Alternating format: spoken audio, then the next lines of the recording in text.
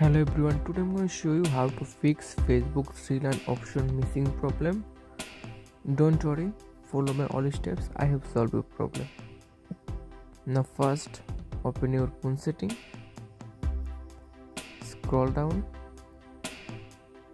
tap on apps,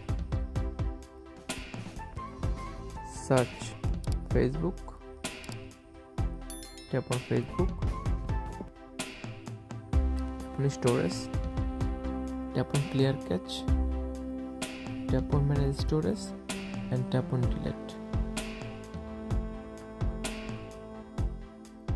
Now tap on permission and now allow all permission.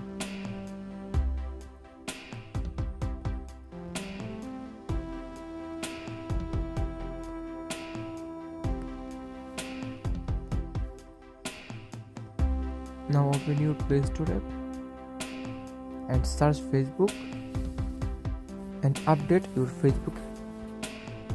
Finally, Facebook app is updated. Now tap on open.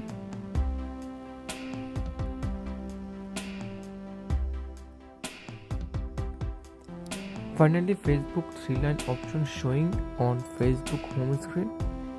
I have solved your problem. Subscribe if you like the video. Thank you so much.